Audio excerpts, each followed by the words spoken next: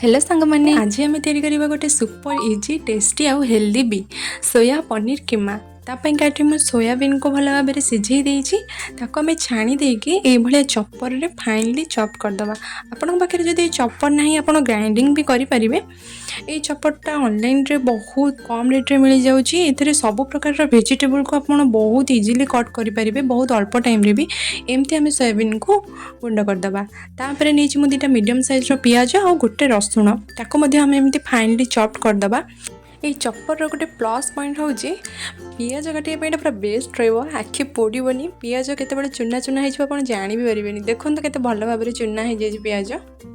ये मुझे अल्प तेल आपणकर हिसाब से तेल कम बेसी भी करेंगे।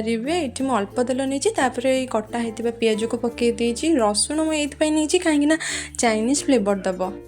जदि आपको रसुण पसंद नहीं ताले आप रसुण को स्किप भी करेंगे कहीं रसुण देते चाइनीज फ्लेवर आसो भल भी लगे। तापर आम कैप्सिकम देख भल भाव में गोलैदे।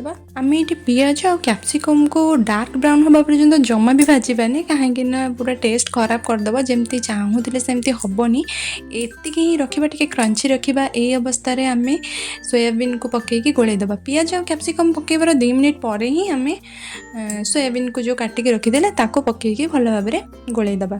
तापर मुझे नहीं जाइए अल्प हलदी और स्वाद अनुसार लुण आपणकर स्वाद अनुसार ये लुण आड करेंगे। ये मु सॉस पकईबी से अल्प लुण नहीं कहीं सॉस रे भी लुण थाए। ये आम भल भाव में गोले सोयाबीन को आम ये बेसी भाजबानी जस्ट पानी तार मरवा जाए भाजीदे कहीं पियाज और कैप्सिकम भी आमर एमती क्रंची रहीबार अच्छी। सोयाबीन रू पानी मर सारा आम से पकईदे पनीर। पनीर को ये कोरिकी नहीं आप हाथ में चकटिकी नहीं पारे। जमती पनीर को आप कम बेसी भी करेंगे। ये मो पाखे एतिक पनीर थिला मु पकईकी गोलैदेली। पनीर देले गोटे बहुत भल क्रीमी टाइप रो फ्लेवर दब। ये मुझे अल्प चिल्ली सॉस टमाटो सॉस आप सोया सॉस भी ऐड करेंगे। किसी गोलमरिच गुंड देकी आम भल भाव में गोलैदे।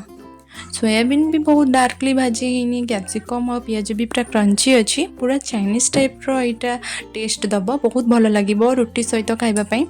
रुटी नान कि परोटा आ सहित आप खाईपारे बहुत कम टाइम हो बनीगला आमर सुपर टेस्टी आउ इजी आउ हेल्दी भी। देखी वीडियो स्टार्टिंग रू ही आप देखिए केते कम तेल मुझे बनई।